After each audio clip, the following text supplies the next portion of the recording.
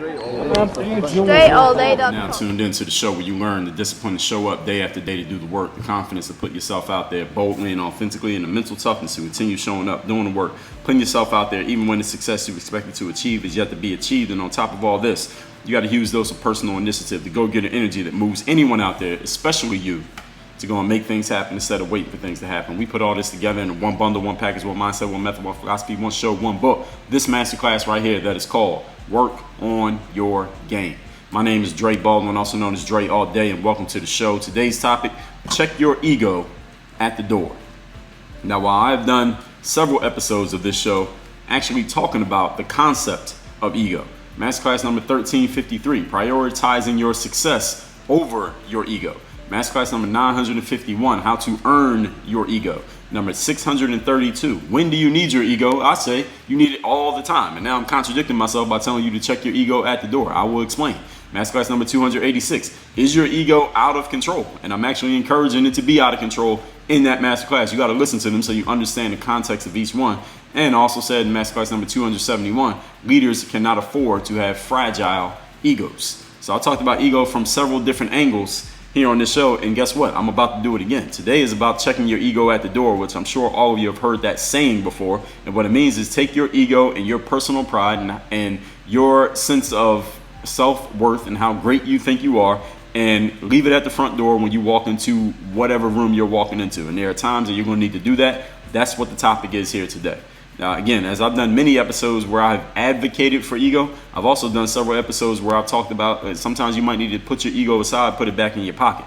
And all of you know what I do. If you've listened to this show even 5 times, you know what I do. I'm going to give you multiple sides to any mentality, any mindset, any angle that maybe you've only heard one side of it or one way of it, or you think it's just black and white, it just has to be one way or the other. No, that is not true. There are many different angles from which to approach anything in life, and any intelligent person not only understands that, but they embrace it and they accept it when they see it from other people. So I'm going to make sure you become a more intelligent individual by expressing to you, sharing with you an argument for a different way of looking at ego. Even if you have accepted and believed some of the ways that I've talked about it in the past, you need to accept and believe this one too. Only the fools of life are incapable of seeing things from multiple angles. They only see things in black and white, or it has to be this way, or it has to be that way. Today's masterclass is about when and why you need to check your ego, and maybe never even bring your ego outside. You might need to check the bag when you get on the plane. You know how you check the bags at the airport? And then maybe you need to just leave it on the conveyor belt and not even bring it with you when you get to your destination. Let me explain why. Point number 1. Today's topic is check your ego at the door. First thing you got to do, sometimes in life, you got to stop trying to be cool.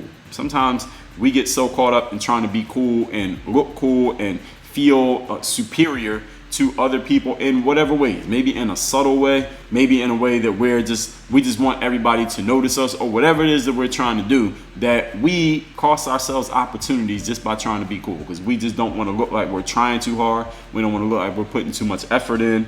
We don't want to appear that we admire somebody. We don't want to admit it. We don't want to make ourselves look like we're not on the same level as another person, where even though we may not be on their level, but we want to act like we are. We got to stop trying to be so cool sometimes in life. I heard Kevin Hart, he was on the Joe Rogan podcast in May of 2020, and he was telling this story in the conversation how he was at some party and he saw Jeff Bezos, the head guy at Amazon. And obviously Jeff Bezos has made a huge come up in success and notoriety over the last many years, having built Amazon over 20 plus years, and Amazon is a huge behemoth of a company right now. Jeff Bezos is of publicly noted people the richest in the world right now. There are probably some people richer than him who make sure you don't know how much money they have, but of the people who don't mind you knowing, Jeff Bezos is the richest guy. So Kevin Hart said he saw Bezos at a party. He does not know Jeff Bezos, and Jeff Bezos doesn't know Kevin Hart.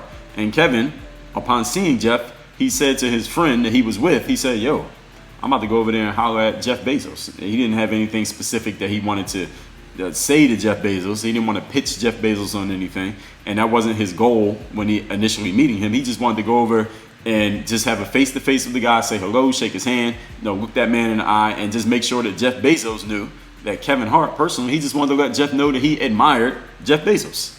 That's what Kevin Hart wanted to do. Now, this is what his friend, Kevin Hart's friend who was with him at the party, told him. He said, no, don't go over to Jeff Bezos and don't say anything to Jeff Bezos, because he was like, Kev, man, look, there's all these successful, well-known people here at this party.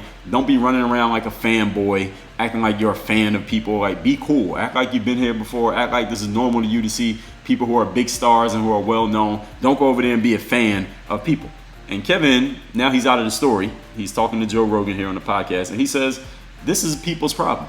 This is a lot of people's problem, what my friend was trying to explain to me right there. He was telling me I need to be cool and not go over and just say that you see somebody you admire and not tell them that you admire them. Don't tell them that you're a fan. Don't tell them that you appreciate and you respect what they've achieved and all their accomplishments. Don't do that. Just be cool and act like you're used to whoever that person is. Kevin said that's a lot of people's problem, because they got so much ego that even when they do admire a person, they won't tell them that they admire them because they don't want to look like a fan.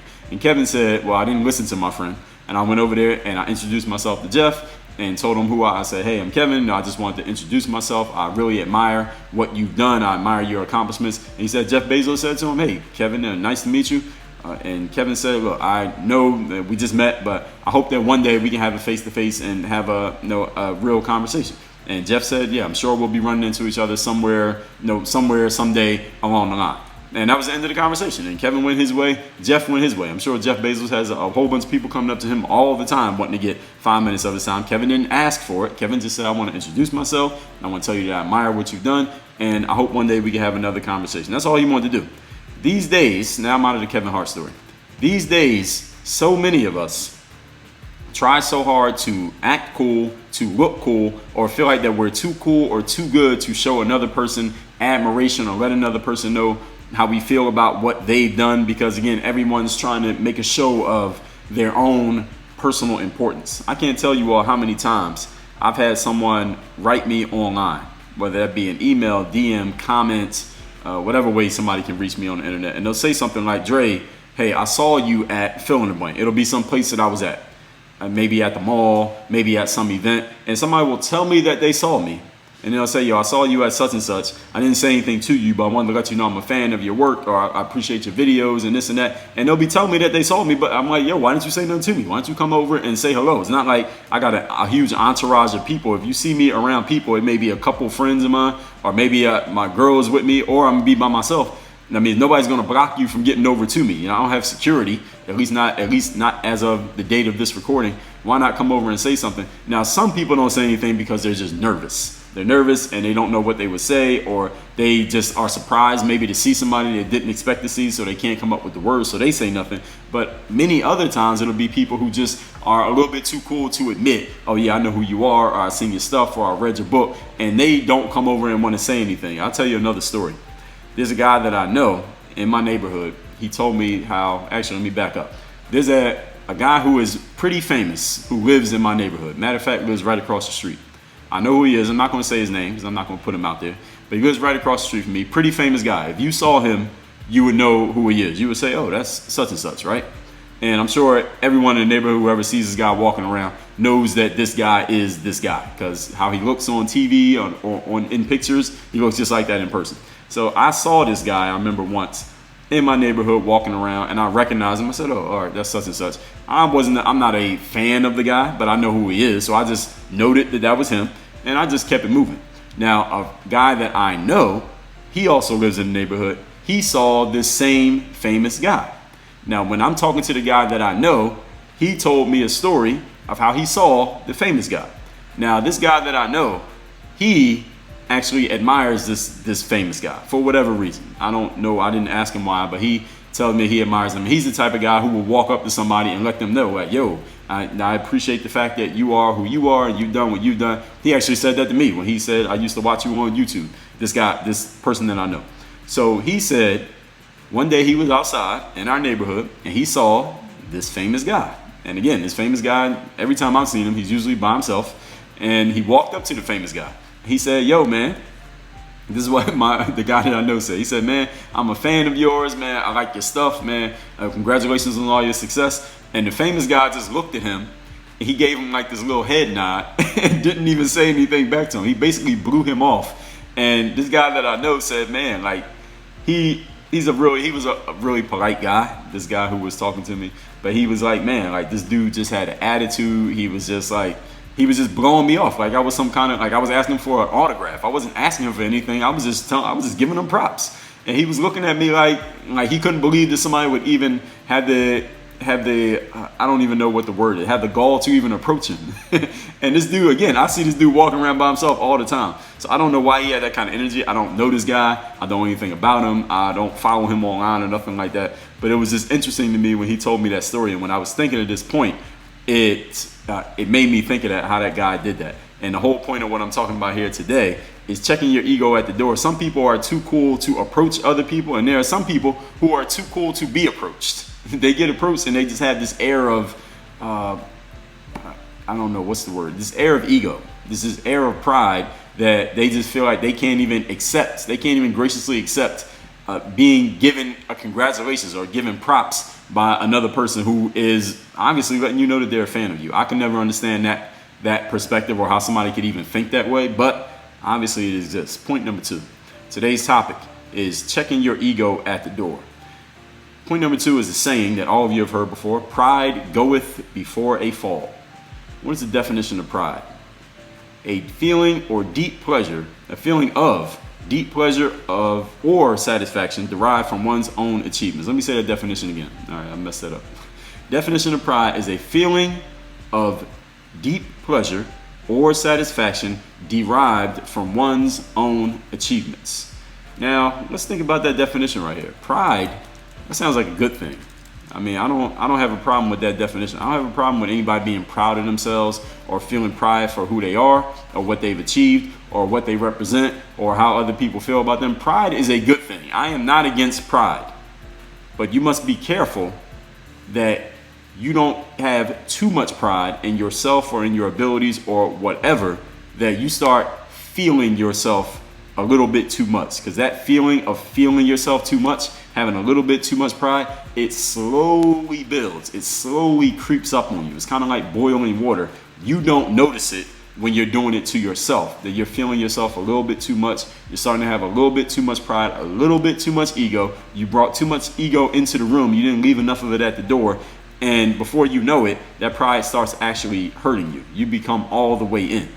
So what you can do to combat this is you need to keep people around you or reminders around you, something around you that will act as the checks and balances system for your own pride and your own ego. In other words, letting you know, hey, you're not that great. You're not that unstoppable. Back in the days of swashbuckling and swords, when there would be these battles between armies, the winning general, when he would parade through the town and be celebrated and have roses thrown at his feet by everyone who would bow to him because he was the winning general who had won a war or won a battle, there would be someone in the coach with him in the horse and carriage, back in the day. There would be someone in the coach with that winning general, that victorious general who everybody in the town is telling them how great they are. There'd be somebody behind them whispering in their ear, remember that you're mortal. Remember, thou doth mortal. What that means is one day you're going to die too. And one swoop of a sword, you could be just as dead as the people you just killed. So do not get too high or too full on your own pride and your own ego, because the same things that you've done to others to get to where you're at, somebody could do them to you. And if you don't have people around you or any type of reminder around you to check your ego, you can get your ego checked through books. You can get it checked through virtual mentors, maybe people that you follow online, books that you read, a class that you're in, a group that you're a part of. But make sure there's some check and balance in your life to make sure you keep your ego in check. If it's not a human, find it another way. They are available to you. Make sure you find those, especially the better you get, the more accomplishments you get under your belt, and the more people who know about you and admire you and like you. Make sure you keep reminding yourself that you are not unstoppable, you are not unbeatable, you are not infallible. Everybody can be beaten, as I talked about in yesterday's class. Point number 3, today's topic is checking your ego at the door. Point number 3, ego is an artificial sweetener, ladies and gentlemen, when used incorrectly. You know what an artificial sweetener is? When you eat candy, Those are artificial sweeteners. The sugar in candy is not actual sugar. Maybe a little bit of actual sugar in there, but a lot of it is artificial chemicals that have been manufactured in some science lab by some chemist whose very job is to create a type of sugar that will make you so addicted to it that when you eat some, you got to eat some more. And then you got to eat more and more and more. This is why when you eat candy, you eat the whole bag instead of just eating one. The same chemists that work on potato chips, they work on candy. Any kind of processed food that you find yourself eating in bulk, you're not supposed to be eating it in bulk, but you do eat it in bulk. Ice cream, potato chips, candy, those are chemicals. There's a lot of chemicals in there whose very job, the only job of the chemical, is to get you, the human being, addicted to it so that you can't, as the saying used to be about potato chips, Lay's potato chips, you can't eat just one. Like Skittles with candy. Skittles was my favorite candy back in the day. I don't really eat candy like that anymore after I went through many episodes with dentists and getting cavities filled. I stopped eating so much candy. But ego is an artificial sweetener just like candy. And what I mean by that is that when you eat some candy, you get a quick energy boost because that shot of sugar, it immediately gets into your system and it spikes your energy really quickly. The problem with that energy spike that comes from candy/ego is that eventually that spike crashes.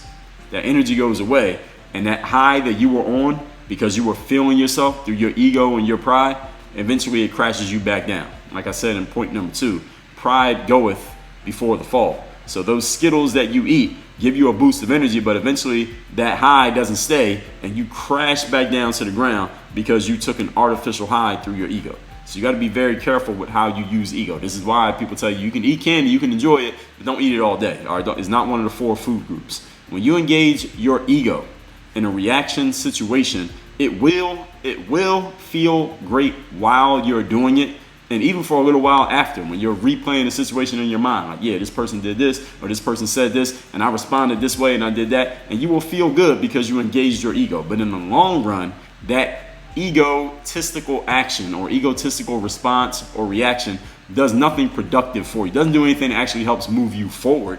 All it did was help you feel good in a moment. It was the exact same thing that happens when you eat candy. It feels good while you're eating it, but it doesn't do anything to actually help your long-term health. I'll tell you a story of something that happened actually just this morning when I was on my morning walk. Not the day that you're listening, but the day that I'm recording this. I'm walking kind of alongside, this is early in the morning. It's about 6, maybe 6:20 a.m. Walking through Miami. There's not a lot of cars on the street just yet. It's early in the day.